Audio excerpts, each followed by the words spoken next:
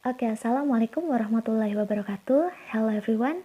My name is Rofiko Sumadewi. My student number is 180-105-0044 and I'm from class 5B.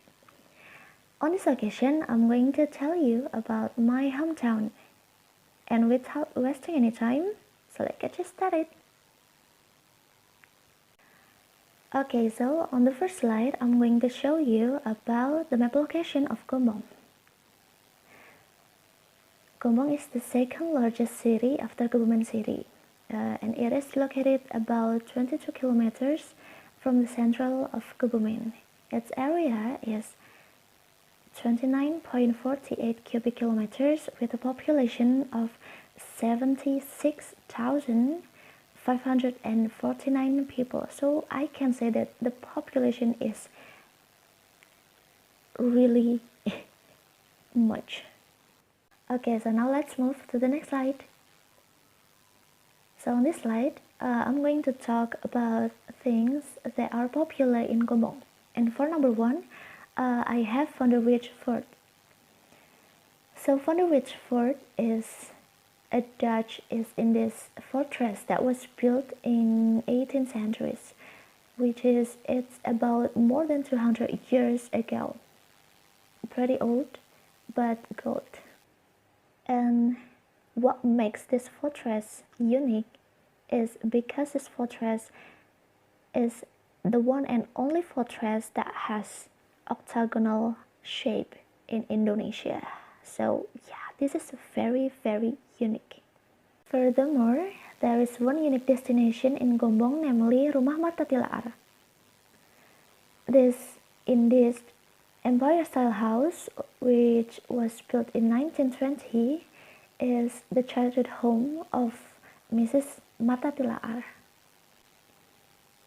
This building was empty for 40 years, sounds spooky indeed, until she decided to rebuild this house as a contribution to her hometown Gombong, because she actually from Gombong.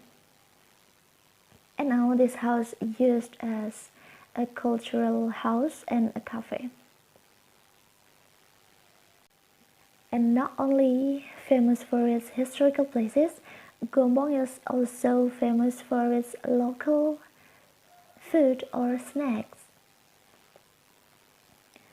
And for this case, I choose lanting. So lanting is made from cassava and flavor, and this is kinda unique for me, probably for everyone, because the shape is like the number 8. Move to the next slide.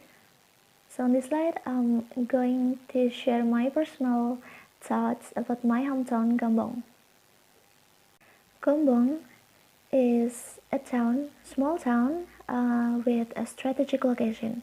It is because Gombong passed by the national road, which is the southern route of Java. So you can imagine during Ramadan, Idul Fitri or Idul Adha, that road is just really crowded. Therefore, there are many things that we can find in Gombong, such as shopping centers, both traditional and modern, and then schools from kindergarten to university. And we do have 2 hospitals in Gombong, and then train stations and bus station. However, cost of living in Gombong is pretty cheap. So for example, if you are people from outside Gombong and you live in Gombong for study or working, this place is just suitable for that, because yeah, living in Gombong is not expensive. And then because of the large population and fairly high mobility, there is just a lot of pollution that coming from vehicles, and in several places gambling activities are still exist. So I think Yeah, this is why I dislike Gombong, because Gombong is really close with gambling thing. And finally, after living in Gombong for years since I was born, many things have changed in Gombong. For example, Gombong is getting denser with vehicles. This is, yeah, I will recognize this thing. And then many roads have been rebuilt. Markets, the traditional market that also been rebuilt, especially after the fire last year. And then many cafes has opened, and the Gombong Square is more beautiful and tidy because yeah, they rebuilt it and put a small park in it. It is pretty. Okay, so I think that's all about my hometown. See you in the next video. Bye bye. Wassalamualaikum warahmatullahi wabarakatuh.